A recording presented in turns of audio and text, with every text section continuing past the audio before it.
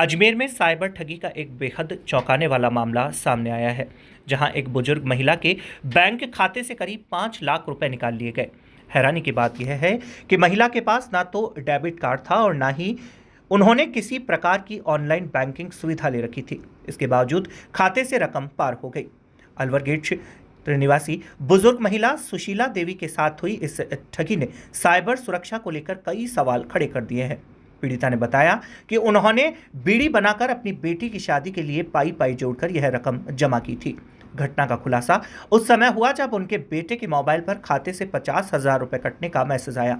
इसके बाद जब बैंक खाते की जांच की गई तो पता चला कि अलग अलग ट्रांजैक्शन के जरिए कुल करीब 5 लाख रुपए निकाले जा चुके हैं। यह मामला अलवर गेट स्थित इंडियन ओवरसीज बैंक से जुड़ा है। पीड़ित परिवार का आरोप है कि बैंक अधिकारी इस मामले में कोई स्पष्ट जानकारी नहीं दे रहे और यह भी नहीं बताया जा रहा कि रकम किसने और कैसे निकाली। ऐसे में परिवार ने बैंक प्रबंधक पर मिलीभगत से धोखाधड़ी का शक जताया है। घटना की शिकायत साइबर थाने में दर्ज कराई गई है।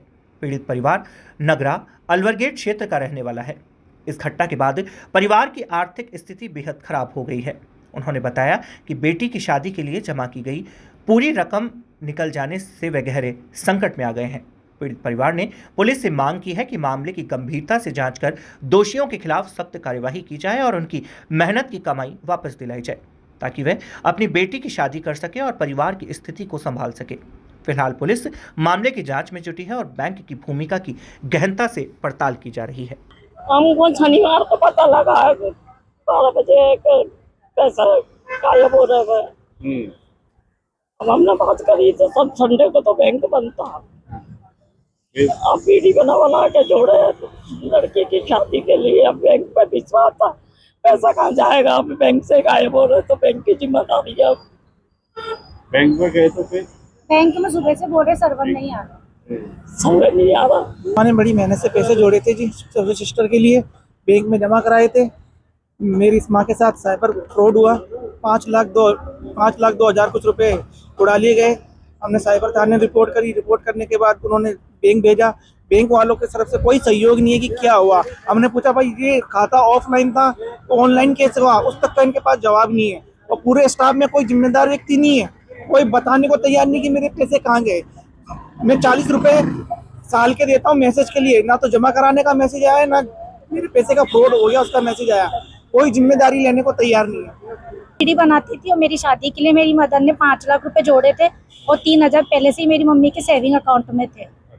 तो पूरे 5 लाख और उसका जो इंटरेस्ट था वो सही, तो 5,02,222 रुपए का हमारे अकाउंट से पैसा जा चुका है। और इसकी कंप्लेन हमने साइबर क्राइम ब्रांच में भी कर दी, पुलिस लाइन। कैसे क्या हुआ था आपको? मैंने 10 तारीख को 4 लाख रुपए और 18 अप्रैल को 1 लाख रुपए जमा कराए थे। 21 तारीख से फ्रॉड होना चालू हो गया था, लेकिन इसकी सूचना हमको 26 तारीख को ट्रू कॉलर के एक मैसेज के द्वारा पता चलती है 12:02 पर। कैंसर बीमारी ही ऐसी है, चिंता तो होगी ना। लेकिन अब अपनी चिंता को बदलो विश्वास में, क्योंकि आदिनाथ कैंसर मेडिसिटी में है रेडियोथेरेपी, कीमोथेरेपी और कैंसर सर्जरी के उपचार के साथ आधुनिक सुविधाएं भी। विजिट करें आदिनाथ कैंसर मेडिसिटी एट चाची आवास अजमेर।